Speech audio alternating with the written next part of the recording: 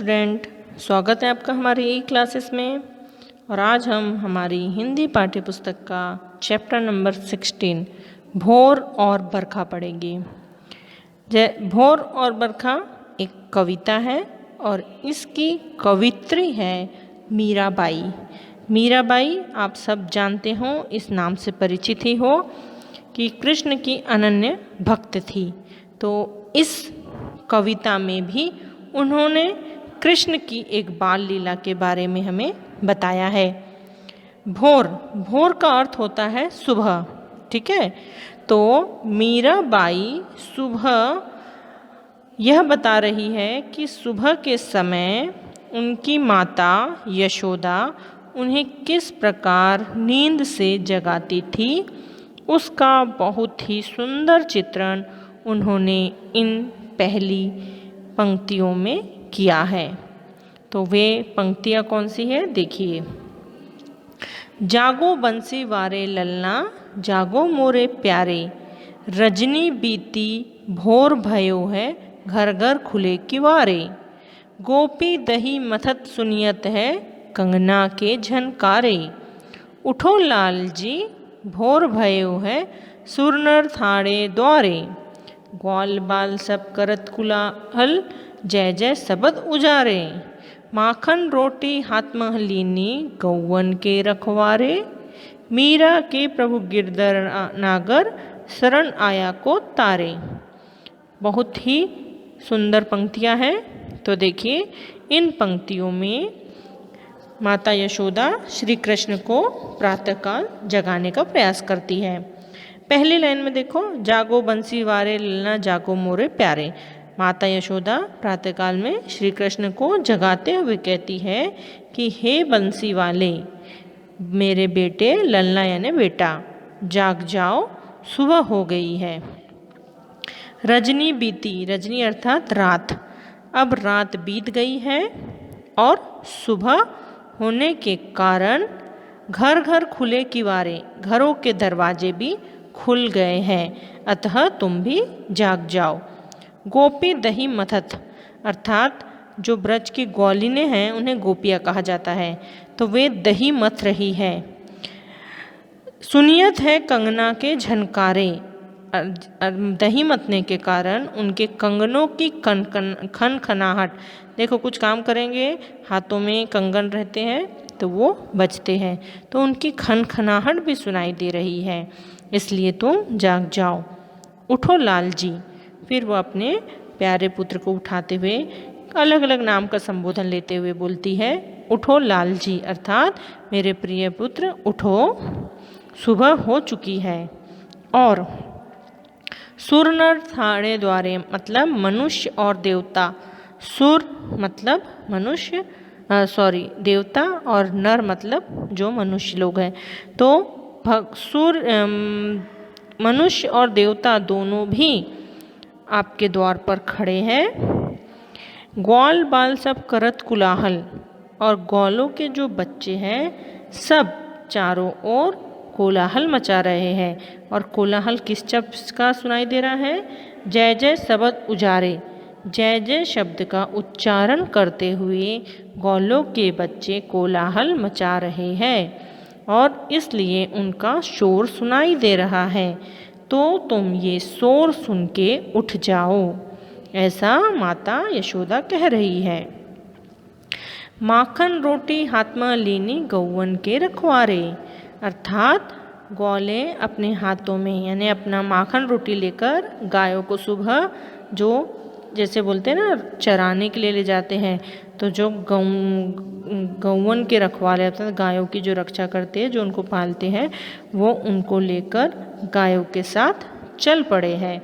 और उन्होंने अपने साथ क्या ले लिया है, माखन रोटी साथ में भी ले लिया है। इस प्रकार कवित्री मीरा भी कहती है कि हे प्रभु गिरधर, गिरधर नागर आप लोग को पता है कृष्ण के बहुत से नाम हैं, तो उसी में से एक नाम है गिरधर। और वे उन्हें प्रार्थना कर रही हैं कि अपने शरण में आए हुए सभी लोगों का तुम उद्धार करो।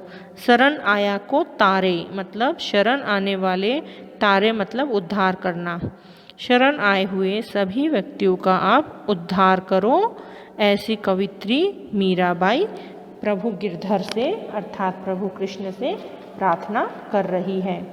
तो ये था हमारा पहला पद। अब देखते हैं हम दूसरा पद।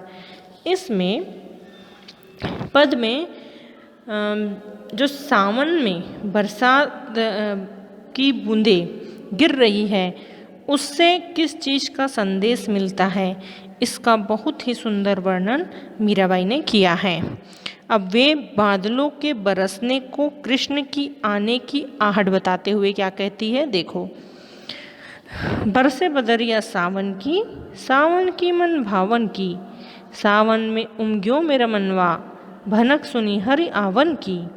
उमर घुमड़ चहुदिस से आया, दामिन दम के झरलावन की।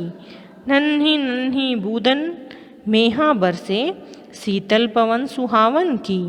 मीरा के प्रभु गिरधर नागर, आनंद मंगल गावन की। कवित्री सावन में बादलों को देखकर कहती है कि सावन के बादल मन को अच्छे लगते हैं। मन भावन की मतलब अच्छे लगते हैं सावन के बादल। क्यों अच्छे लगते हैं?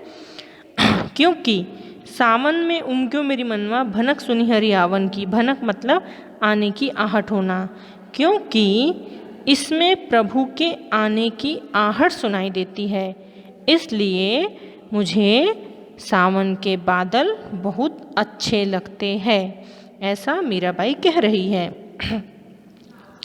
उमर घुमड़ चहुदिस से आया। अब बादलों के बारे में वो बता रही है कि ये चारों दिशाओं से उमर घुमड़ के आ रहे हैं।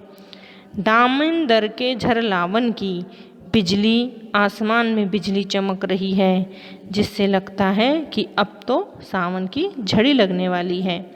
नन्ही नन्ही बूंदन मेहा बरसे, अर्थात बादलों से नन्ही नन्ही पानी की बूंदें बरस रही है।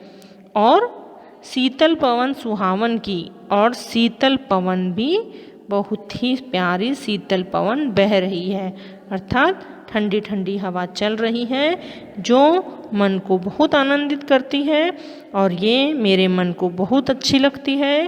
तो इस प्रकार उन्होंने बहुत ही सुंदर तरीके से एक वर्षा ऋतु का वर्णन किया है और वो भी सावन में जो बरसती है, और इसको जोड़ा है कृष्ण के आने की आहट से। और जब उन्हें इसके द्वारा पता चलता है कि कृष्ण आने वाले हैं, इसीलिए उनको ये बरखा, ये वर्षा ऋतु बहुत ही अच्छी लगती है। तो अपनी प्रसन्नता का उन्होंने बहुत सुंदर तरीके से इस पद में वर्णन किया है। अंत में फिर से कवित्री गिरधर प्रभु से प्रार्थना करते हुए कह रही है कि यह जो ऋतु है आनंद से गाने की ऋतु है, मंगल गान करने की ऋतु है। तो प्रभु गिरधर के आने की खुशी में मंगल गान किए जाए, ऐसी प्रार्थना करते हुए कवित्री कह रही है। तो बहुत ही सुंदर तरीके से मीराबाई ने इन दो दोहों में कविता का सार बताया है। बहुत सरल है, मैंने आपको एक एक लाइन समझा दी हूँ। इसका वीडियो और PDF भी आपको आपके क्लासरूम में मिल जाएगा, जिससे आपको और भी सरलता होगी। तो इसे अच्छे से ध्यान से सुनिए, चैप्टर को समझिए। बहुत ही अच्छा और सुंदर चैप्टर है ये। ठीक है, ओके स्टूडेंट।